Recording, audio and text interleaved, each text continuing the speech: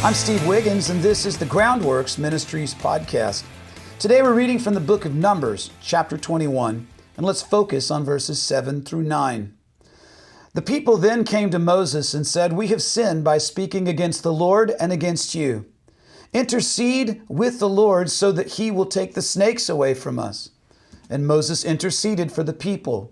And then the Lord said to Moses, "Make a snake image and mount it to a pole. And when anyone looks at it, he will recover." So Moses made a bronze snake and mounted it to a pole. Whenever someone was bitten and he looked at the bronze snake, he recovered. I recall flying home several years ago from a 5-day ministry event. And we were traveling across the entire nation, coast to coast. I had 2 other musicians with me. And then we received news that there was weather delays at the Dallas airport. Everybody's plane flying out of the airport that we were at was going to be delayed. And we had already experienced 2 delayed connections already, so it was frustrating to hear that our final flight would not depart on time. When faced with difficulty, people generally have a choice as to how they will respond. And furthermore, our personal responses can set the tone for a whole group of people. I turned to those musicians who were traveling with me and I said, "Our job is to bring the joy to this airport." Remembering our overriding mission as Christians helped us to determine our response to the situation. And then we set the emotional and the spiritual tones for ourselves.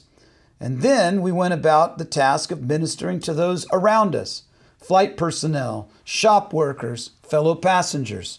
And how do we do this? Through smiles, through positive attitudes and responses to our conditions. We even pulled out our guitars and sang a few worship songs for whoever would listen. And you know what? It worked. Israel did not have a very good history when it came to controlling their responses to adverse circumstances. And whenever you're around someone who's negative, almost every comment that they make is like a snake bite full of venom. And did you know that a negative attitude can be a sin? Well, that's what God's telling us here in today's chapter. The Lord directed Moses to fashion Israel's sin as he sees it. It's as if God were saying, if you want to persist in being venomous with your grumbling attitudes, well, then your rebuke will come through literal venomous snake bites. Because until you see your sin as God sees it, well, then we won't recognize our need for healing or salvation.